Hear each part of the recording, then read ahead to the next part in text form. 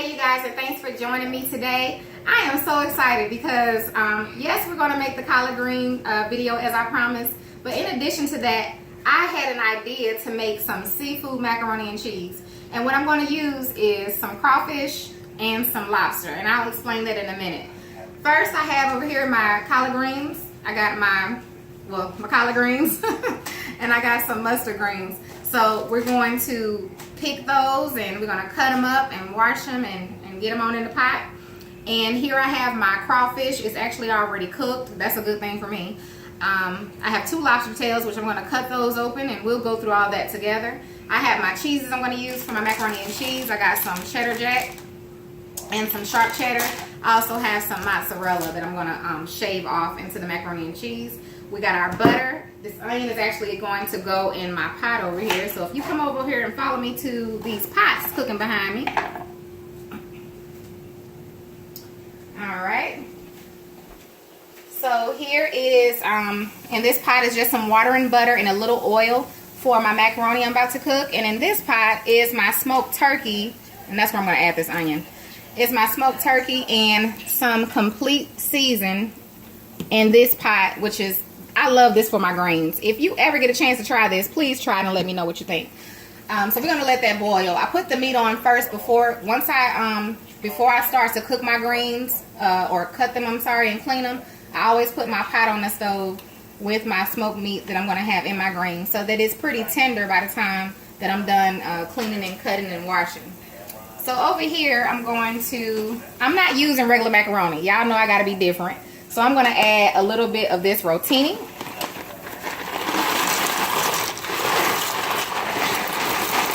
I don't need the whole box. And I'm gonna add a little penne pasta. And that's gonna be our macaroni. So I'm gonna stir this, I'm gonna let this cook. I got the temperature kind of low, so I'm gonna go ahead and turn it back up a little bit. And when we come back, we're going to go ahead and start cleaning and, picking and cutting these greens, and then we're going to get those clean.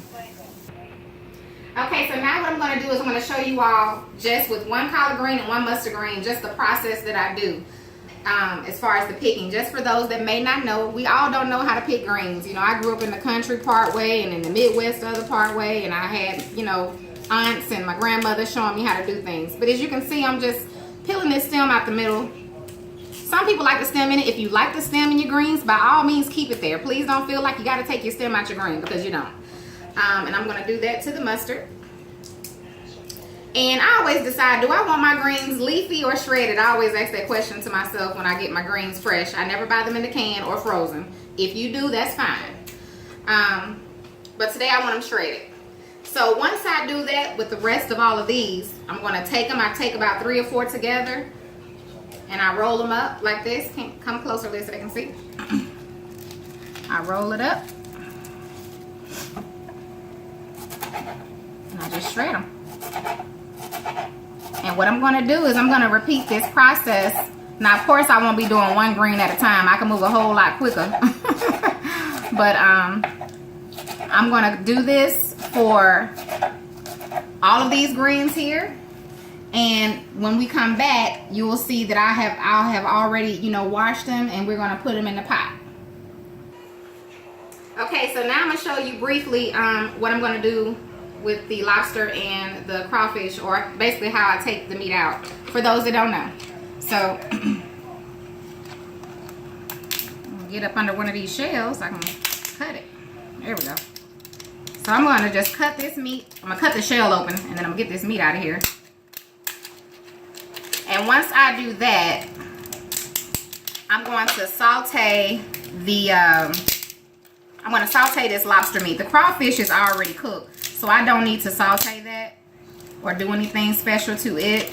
I don't want the seafood to have a flavor, because I want it to accent the macaroni and cheese, not so much bring a flavor to the macaroni and cheese. The macaroni and cheese is already going to have its own flavor. So now that I got that out, let me go ahead and get this one out. So y'all know how to open crawfish, right? And I'm going to clean all these.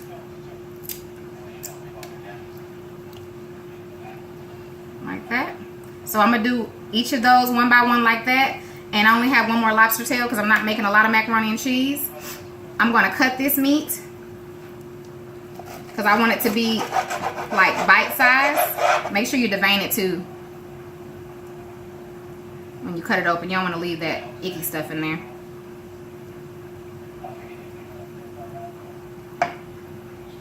And then, where did it go? There it is, okay. And then I'm gonna just cut them up. And I'm gonna come back and show you all what I'm gonna do. We're gonna cook this together. I'm just showing you the process, my preparation. Hold on, I gotta get that out of there, hold on. Okay. So I'm gonna do that for the other lobster tail. I'm gonna do that for the rest of the crawfish. And when we come back, as far as that's concerned, some of these I'm going to saute as far as the lobster, and some of them I'm going to fry. So basically, once I bake the macaroni and cheese, I am going to add some of the crawfish and some of the lobster into the actual macaroni and cheese before I put it in the oven. And then once it's completed, once I put it on the plate, I'm going to put some fried lobster on top of the macaroni and cheese, and we're going to accent it with some mozzarella, some shaved mozzarella. So you all will get the idea once we get closer to that point. So see you in a minute. Okay, so now I'm going to add the some of the lobster that I cut up and the crawfish to saute in this butter. And this is a little of it's salted butter actually. And I'm just going to do it just a little bit because it's going into the macaroni and cheese and it's going into the oven. So, and plus it's seafood. Seafood doesn't take that long to cook. And the crawfish is done, but I wanted it to have a little butter flavor. That's why I added it with the lobster.